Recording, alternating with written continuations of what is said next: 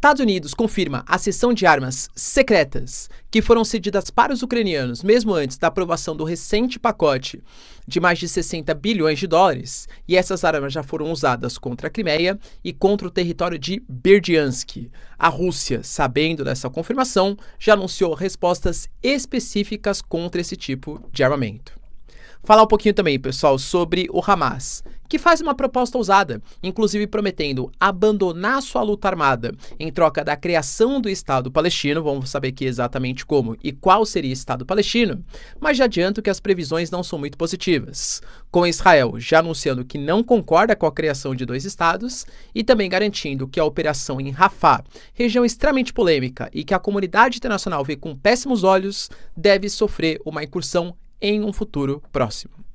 Para finalizar, pessoal, a gente teve também notícias relevantes acerca de uma reunião marcada entre Andrzej Duda e Tusk, que são dois representantes da Polônia, discutindo a instalação de armas nucleares no seu território.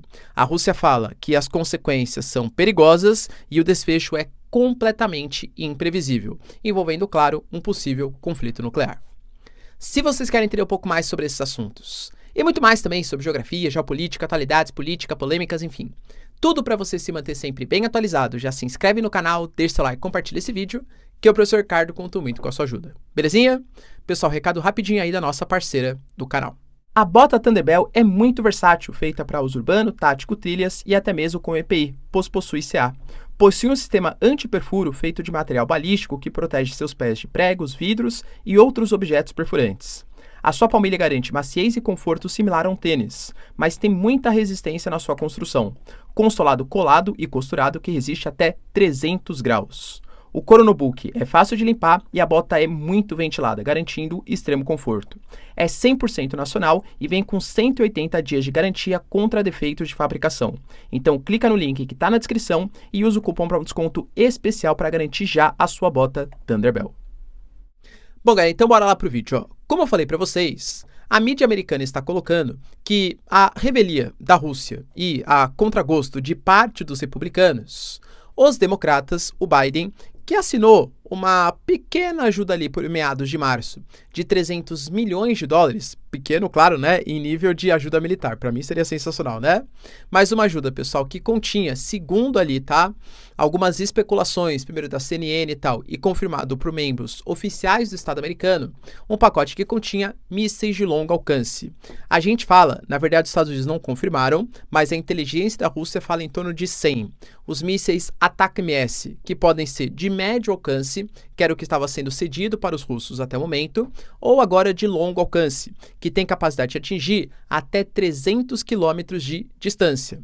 A grande questão é que os americanos não faziam a cessão desses mísseis porque sabiam que ceder mísseis americanos para os ucranianos com capacidade de 300 quilômetros pegariam em posições não somente que foram invadidas pela Rússia, mas regiões que pertenciam à Rússia antes mesmo da questão envolvendo a Crimeia, lá em 2013, 2014, ou seja, né, pós ali a separação em 1991 da União Soviética.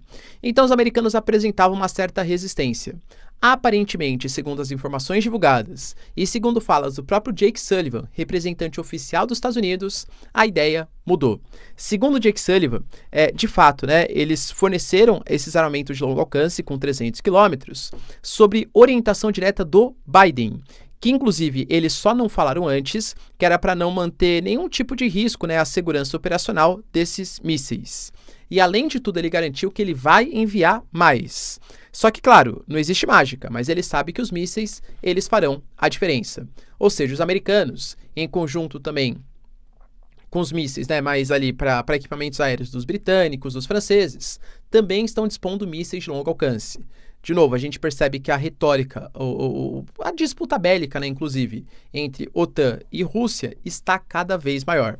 Lembrando, cara, também que o próprio Estados Unidos garantiu, tá, que há uma tendência da Rússia avançar nos próximos dias. O Jake Sullivan, na mesma entrevista, garantiu isso, né?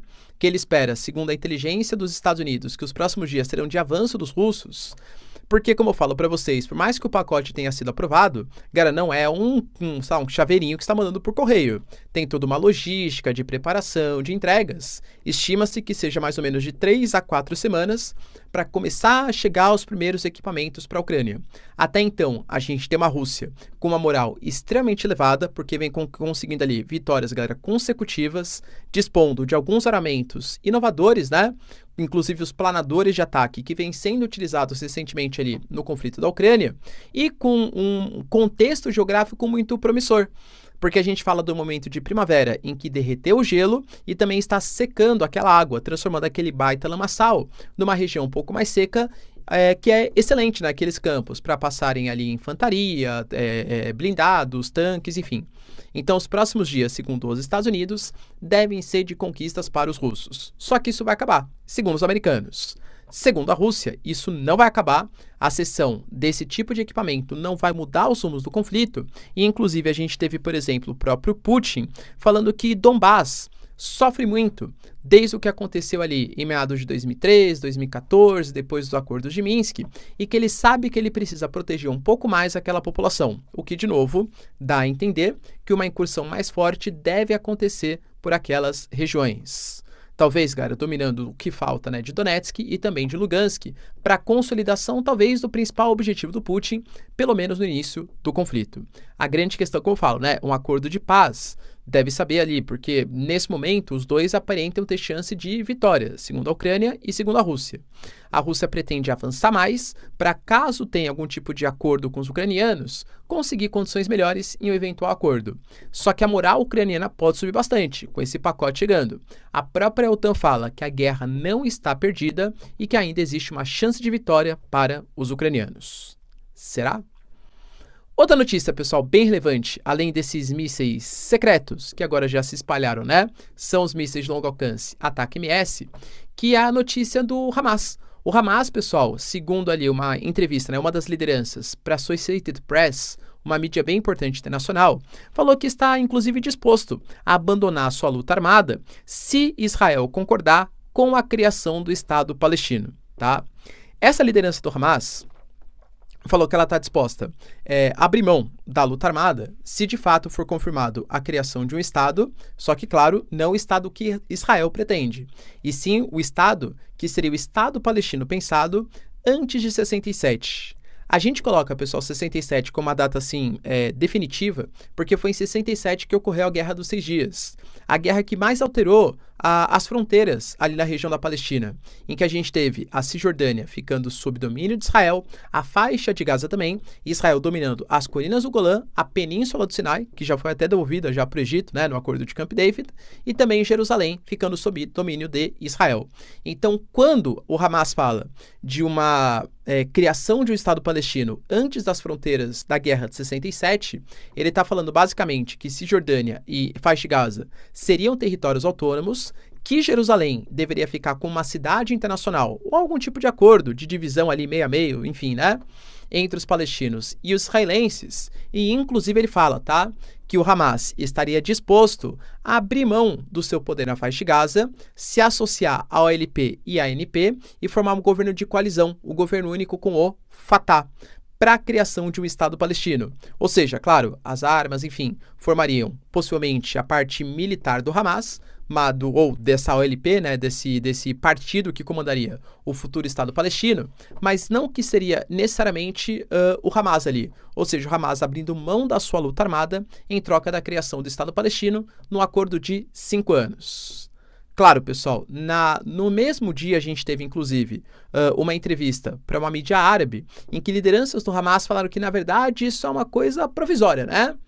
Porque durante 5 anos para estabelecimento de uma paz, mas que eles sabem que os árabes, os palestinos, merecem toda a Palestina histórica.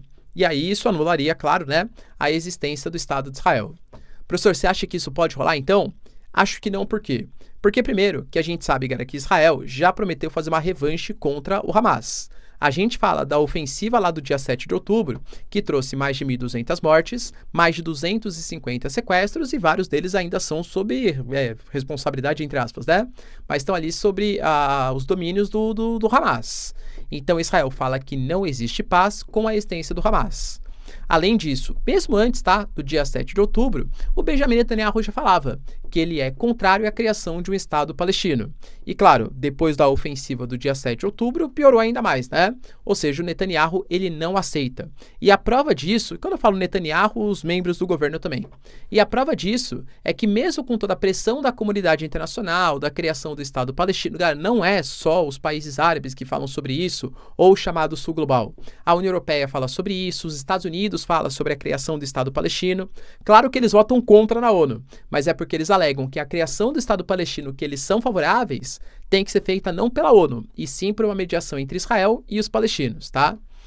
Mas Israel aparentemente não está ligando muito, inclusive não anunciando publicamente, mas assim, né, com a inteligência dos outros países percebendo que a operação em Rafah vai acontecer no futuro próximo. E a grande mostra disso está ligado, por exemplo, primeiro, eles fizeram um ataque muito sensível contra o Líbano, com 40 mísseis sendo disparados, e inclusive, segundo as suas palavras, metade das lideranças do Hamas foram aniquiladas nesse ataque. Além disso, tivemos também disparos ofensiva contra Rafah, que, lembrando, é uma cidade que tem 1,5 milhão hoje de habitantes, mas que antes do conflito tinha 250 mil aproximadamente. A gente fala de um crescimento que era muito importante, por quê? Porque quando Israel fez a sua ofensiva vindo do norte de Gaza até o sul, ele foi limando e pressionou. Hoje você tem praticamente todos os refugiados ali instalados, só que, segundo Israel, ainda existem 4 batalhões do Hamas, que precisam ser aniquilados. Só que existem vários civis também, e não tem por onde esses civis escoarem. Inclusive a própria Kamala Harris, dos Estados Unidos, vice-presidente, falou que, olha, se Israel fizer uma operação em Rafah, ele está deixando os civis palestinos, assim, a própria morte, né? Não tem muito mais o que fazer, porque essa ofensiva vai ferir aí o povo palestino. Aparentemente, Israel não está se importando muito com a repercussão internacional e coloca o objetivo de eliminação do Hamas como seu objetivo primário. E para finalizar, pessoal, a gente teve também uma notícia importante acerca das repercussões sobre a fala da Polônia. Eu trouxe para vocês, faz mais ou menos uns 3, 4 dias, que a Polônia estava considerando a instalação de armas nucleares. A Polônia, que lembrando, é um país complicado no sentido geopolítico, por quê? Porque a Polônia, ela já sofreu muita pressão da antiga União Soviética na época da Guerra Fria. A Polônia fazia parte do Pacto de Varsóvia. A Polônia fazia parte do lado oriental da Cortina de Ferro. Quando você tem o início da nova ordem mundial, a Polônia, ela sai dessa influência da Rússia, indo tanto para a OTAN como também para a União Europeia. Então, a Polônia vendo a invasão da Rússia à Ucrânia, como ela também já fez parte, né, dessa cortina de ferro, ela vê com maus olhos e com olhos perigosos, vamos colocar assim. Até porque próximo da Polônia, você tem o corredor Suwałki, com a atuação de Belarus, a atuação de Kaliningrado, um enclave russo, e também com os países bálticos. É uma região de extrema tensão, inclusive conflitos fronteiriços, de supostamente Belarus está mandando imigrantes ali de maneira proposital para desestabilizar a Polônia. Isso já foi falado, inclusive, no passado, tá? As rivalidades, elas são bem importantes. Então, segundo o Tusk e o Andrzej Duda, você tem ali os dois representantes da Polônia negociando com os Estados Unidos a instalação de armas nucleares. Claro que eles falam que é uma tática da OTAN e por aí vai, mas óbvio que é um elemento de dissuasão também. Ou seja, a Polônia com armas nucleares, mesmo que não próprias e sim da OTAN, ficaria ali muito mais protegida, vamos colocar. E a Polônia alega que a Rússia já fez isso, inclusive, também. A Rússia alegando que Belarus corria perigo, fez, por exemplo, o deslocamento de arsenais nucleares para aquele país. E lembrando que os Estados Unidos já faz isso com uma série de outros países, como Países Baixos, como Itália, como Turquia, que também tem armas nucleares dos americanos. Só que claro que a Rússia vê com péssimos olhos, inclusive falando que é um movimento perigoso e que o desfecho ele pode ser imprevisível, ou seja, um conflito pode nascer dessas regiões. Inclusive a Polônia, que está bastante inconformada com algumas situações, tá? A Polônia é um país que geralmente, vamos colocar assim, não tem muitas papas na língua, né? Já inclusive sancionou os ucranianos por conta da questão dos grãos, criticou a postura inclusive da OTAN, é a favor de colocar tropas agora no território ucraniano contra os russos. E a Polônia, ela percebeu que o Zelensky, o governo ucraniano de maneira geral, ele mudou algumas regrinhas em relação ao recrutamento de militares, porque sabe que a Ucrânia, mesmo com um pacote de ajuda dos Estados Unidos, talvez falte uma das coisas mais importantes, né? Que é elemento humano ali, precisa de homens. E aí, hoje, a gente tem, por exemplo, uma lei marcial instalada no país que homens de 18 a 60 anos estão impedidos de deixar. Só que existem muitos refugiados que estão no território polonês. Palavras da Polônia, tá? Olha, a gente sabe que existem ucranianos que estão aí nos seus cafés, nos seus hotéis, enquanto nós poloneses estamos incomodados porque vemos ucranianos que deveriam lutar pela sua pátria não lutando, enquanto a gente está sabendo a melhor ou tentando estabelecer a melhor maneira de como ajudar a Ucrânia. Ou seja, dando a entender que parcerias consulares, que recebimento de refugiados ucranianos não serão mais aceitos pela Polônia. Ou seja, a Polônia tem um plano de extraditar jovens e adultos homens para lutarem na guerra da Ucrânia. E aí, galera, será que isso vai significar uma reviravolta para os ucranianos? Se vocês curtiram o vídeo, pessoal, entenderam, já deixa seu like e se inscreve no canal. Tamo junto, beijos, abraços e tchau, tchau.